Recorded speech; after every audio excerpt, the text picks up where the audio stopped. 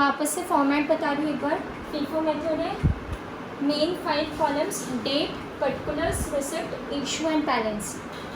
Receipt, issue और balance में 3 सब कॉलम्स होंगे। Quantity, total cost, unit cost, quantity, total cost, unit cost, quantity, total cost, unit cost. Once this format is done, sum से start करते हैं। पहली date पे हमें दिया हुआ है ओपनिंग बैलेंस।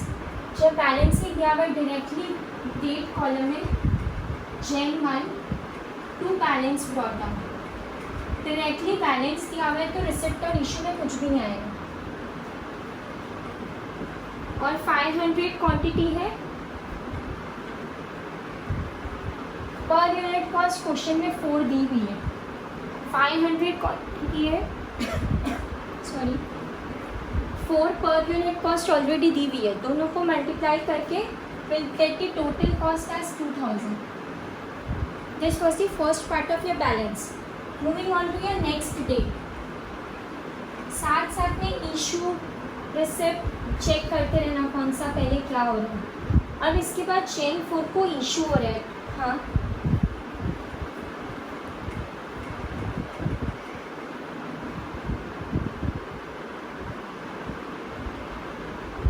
दो मिनट के लिए रुक जाओ खाली, फिर मैम ने किया। ओके, स्टार्टिंग में हमको बैलेंस दिया है क्वेश्चन में Jan 1 to balance brought down. Directly question में हमको बैलेंस दिया हुआ है तो सीधा हम लोग बैलेंस कॉलम में डाल देंगे। Jan 1 to balance brought down. Quantity, receipt का कोई कुछ नहीं दिया हुआ क्वेश्चन में, इशू कुछ नहीं दिया हुआ। बैलेंस में डायरेक्टली हमको दिया है क्वांटिटी 500, यूनिट कॉस्ट हमको दिया है 4, टोटल कॉस्ट में चला जाएगा 2000। 500 मल्टीप्लाई बाई 4। अपनी इशू और रिसिप्ट चेक करते रहना। अब हमारे कुछ January 4 पे कुछ इशू हो रहा है तो Jan 4 इशू होता है ना, तो हम लोग यहाँ पे इशू भी लिख सकते हैं या जो मैं अभी लिख रही हूँ तुम्हारी स्टैंडर्ड तक आके तो ये लिखना चाहिए requisition slip number. Requisition slip number, यहाँ पे वापस से लिख रही हूँ रिक्विजिशन स्लिप नंबर। इशू होगा तो हम ये लिखेंगे, रिसिप्ट होगा तो नेक्स्ट पॉइंट में बता देंगे। अब इशू कितने का हुआ है? 400 हुए हैं। 400 यूनिट्स हमारे इशू हो गए। दैट मीन्स वापस से रिसिप्ट में तो कुछ नहीं आएगा। इशू हमारे 400 हुए यूनिट्स या 200 हुए, सॉरी 200 यूनिट्स हुए। Jan 4 पे नीचे जो लिखा है इशूज़ उसमें हमारे 200 इशू हो गए। यूनिट कॉस्ट क्या होगी क्वेश्चन में? उस इशू के लिए सेपरेट मेंशन नहीं करते हैं, ऊपर जो दी होती है यूनिट कॉस्ट उसका ही कंसिडर करेंगे। 4 unit cost is 4, here it will come total cost as 800। 200 into 4 800। अब हमें बैलेंस निकालना है। हमारे पास 500 यूनिट्स थी, उसमें से 200 इशू हो गई, बची कितनी? 300। वैसे ये 2000 में से 800 माइनस करोगे तो यहाँ 1200 आ जाएगा। अल्टीमेटली तुम्हारी यूनिट कॉस्ट तो 4 ही होगी। ऐसे भी निकाल सकते हो 300 इंटू 4 1200, और इससे माइनस करके भी निकाल सकते हो। This is your balance. ये बहुत बेसिक है, यहाँ से स्टार्ट किया। अब Jan 5 पे हमको कुछ गुड्स रिसीव हुए हैं 200 यूनिट्स एट 4.25। तो अब यहाँ लिखेंगे Jan 5 गुड्स रिसीव्ड नंबर इसलिए लिखते हैं बिकॉज कई नंबर्स भी होते हैं एग्जाम में। क्वेश्चन में दिए होते हैं तो नंबर का एक कॉलम अलग से बन जाएगा, उसका जो नंबर होगा वो लिखते रहना। अब रिसिप्ट हुए 200, यूनिट कॉस्ट है 4.25 और हुए 200 को 4.25 से मल्टीप्लाई करेंगे तो विल गेट 850। 200 को 4.25 से मल्टीप्लाई करेंगे विल गेट 850। अब इस डेट पे कोई इशू तो है नहीं। अब हमारा बैलेंस क्या बचेगा? जो पहले था वो तो है ही, और अभी एक और नया आ गया, क्योंकि हमने रिसिप्ट है मतलब हमें मिले। इशू होता है तो माइनस होता है, रिसिप्ट होते हैं तो ऐड होते हैं, पर हम अलग अलग दिखाएंगे क्योंकि हमको first in first out method follow करना है। पहले वाला बैलेंस लिख देंगे। पहले वाला बैलेंस है 300, 1200, 4। मैं सेपरेट डेट्स पे ना बैलेंस पे यहाँ डैश डैश करके रहूँगी ताकि क्लियर रहे। और ये वाला सेम बैलेंस यहाँ चला जाएगा 200, 850, 4.25। ये हमारा बैलेंस हुआ जैन 5 का। नेक्स्ट अब देखो नेक्स्ट डेट, अब रिसिप्ट में तो 12th है, इशू में देखो 10th जैन है, इशू में देखो 10th जैन है, बिल्कुल 10th जैन इशू है तो रिक्विजिशन स्लिप नंबर, रिसिप्ट में कुछ नहीं आएगा। इशू कितने में हमारे 400 इशू हुआ है। अब हमारा 400 इशू है, ध्यान से देखना एकदम, हमारा 400 इशू है, ठीक है। अब first in first out method क्या होता है, हमारा 400 इशू है तो पहले यहाँ पे हम लोग बैलेंस देखेंगे, पहले वाले का बैलेंस देखेंगे। तो 400 इशू है लेकिन यहाँ पे 300 ही है, यहाँ पे हमको 300 ही दिया हुआ है, तो पहले हम ये 300 लिख देंगे। लेकिन हमको इशू तो 400 करने थे, तो बाकी का 100 कहाँ से लेंगे, यहाँ से, बाकी का 100 इस 200 में से लेंगे, दैट मीन्स 100। इनकी पर यूनिट कॉस्ट तो यही रहेगी 4 और 4.25, 4 इंटू 300 1200, 4.25 इंटू 100 425। 300 तो पूरे इशू हो गए, 200 में से 100 हुए, बैलेंस बचा हमारा 100, 425 4.25। एक बार के लिए समझ लो, वापस नहीं समझ में आएगा तो आई एक्सप्लेन अगेन। नाउ ये हमारा इशू ख़त्म हुआ यहाँ पे। अब हमारे जैन 12 पे कुछ गुड्स रिसीव हुए, जैन 12 पे we have receive certain goods received. Okay, I'll repeat it again. In Gen 10, we are having an issue of 400. Agree?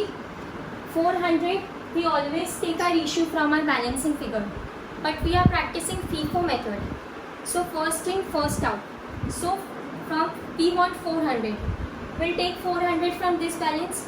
First in, first out. So, we'll take this 300. But we want 400. So, left out balance is 100. So, we'll take 100 from this. 300 directly taken and 100 from this one, 200 minus 100 we get here, and the balancing figure we are left with is 100 and 4.25 per unit cost. Okay, and move on to next, that is Gen 12, goods received note number. Now goods received are 150 in quantity and your per unit cost is 4.10. Given in the question, multiplying it will get 615. There is nothing mentioned in the issue part. We'll write this balance first, 100, 425, 4.25, and this receipt part we'll write it in the balance, 150, 615, 4.10. Completed with the Gen 12. Moving on to Gen 15. Again there are some goods issued. So requisition slip number, nothing is there in the receipt side. We have issued 100 units. We have issued 100 units and the unit cost will be based on here. We have issued 100 units. Check your question. On Gen 15 we have issued only 100 units. Directly we'll take 100 from here. सीधा यहाँ से ले लिया, 100 issue किए थे, first in first out method है, पहला वाला directly we have taken, so 100 into 4.25 we get 425। ये तो चला गया। Left out balance is 150 only, left out balance is 150, 615 4.10। This is our balance. Moving on to the next date, January 19. Again there is an issue. Again there is an issue of 100 units over there. Again there is an issue of 100 units over here. So requisition slip number, in receipt will put dash dash dash. I'll segregate. Just a second.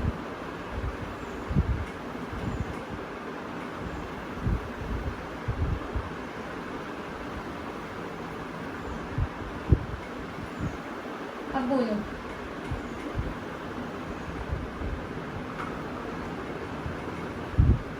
हाँ,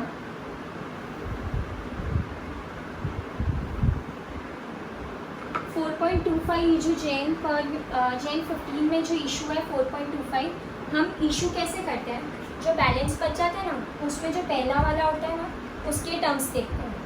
तो ये first वाले का 4.25 है, तो ये 4.25. ठीक है. Will move on to Jan 19. Requisition slip number, there is nothing in given in the receipt side. Will move on to the issue part. Again 100 units are issued. Now the balance was this 150, but the issued units are 100, so the left out will be your balance. Left is 50. Only one balance is given, 150 into 4.10, 615. So 100 units are being issued. So 100 4.10, that means 410. The left out balance will be 50. 50 into 4.10, you will get 205. This is your Jan 19. Moving on to next date, January 20. Now over here there are certain issue of goods. Goods received note number. Issue is of 300 at 4.50. 300 at 4.50. So we'll multiply it, we'll get 1350. There is nothing in the issue part. We'll put the balance. First we'll put this one 50, 205, 4.10, and this will be the part of your balance. 300, 1350 and 4.50. So this is the part of your balance after Jan 20. Now we are left with 3 dates. Moving on to next, Jan 25. In January 25 again we are issued certain goods. Goods received note number 400 at 4. 400 into 4 will be a 1600. Putting dash dash on your issue side because nothing is issued. We'll put the balance 50, 205, 4.10. Second is your 300, 1350, 4.50. This to balance we copied directly.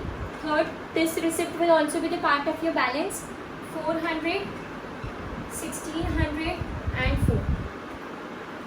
This was your Jan 25. Okay, we'll move on to the next date, that is your Jan 26. On your Jan 26 there are certain issues, so we'll write requisition slip number, nothing on the receipt side. Issue are of 200 units. 26 को 200 units issue किया है. अब इस issue में we are left with the balance. पहले 50 वाला consider करेंगे, फिर 300 वाला करेंगे. इशू कितने हुए हैं? 200 units. We have issued 200 units.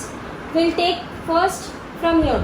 So we'll write directly 50, 205, 4.10. 50 taken. We are left with more 150 units. We need to issue more 150 units. So we'll take from the second, that is from 300.